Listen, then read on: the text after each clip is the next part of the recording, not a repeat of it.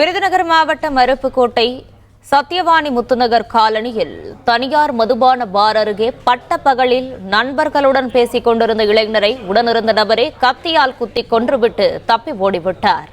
இது தொடர்பான கூடுதல் தகவல்களை தருகிறார் செய்தியாளர் முருகேசன். முருகேசன், வணக்கம். என்ன நடந்தது? முழு விவரங்களை பதிவு பண்ணல. அருப்புக்கோட்டை சத்தியவாணி முத்துநகர் காலனி பகுதியைச் சேர்ந்தவர் தினேஷ். இவருடைய வயது 24. இவர் பெயிண்ட் வேலை செய்து வந்து கொண்டிருக்கிறார். இந்நிலையில் இன்று ஞாயிற்றுக்கிழமை விடுமுறை என்பதால் சத்தியவாணி முத்துநகர் காலனி அருகே உள்ள தனியார் மதுபார் அருகே அமர்ந்திருந்தனர். அப்போது அந்த பகுதியைச் சேர்ந்த சில நண்பர்களுடன் தினேஷ் பேசிக் கொண்டிருந்ததாக கூறப்படுகிறது.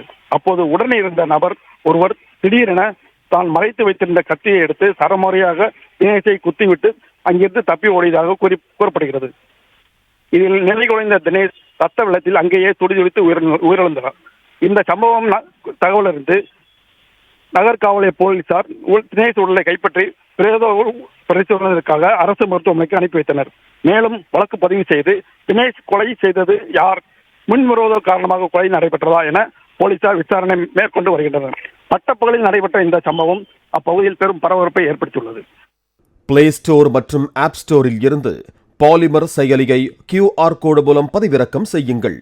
செய்திகளை உடனுக்குடன் பெறுங்கள்.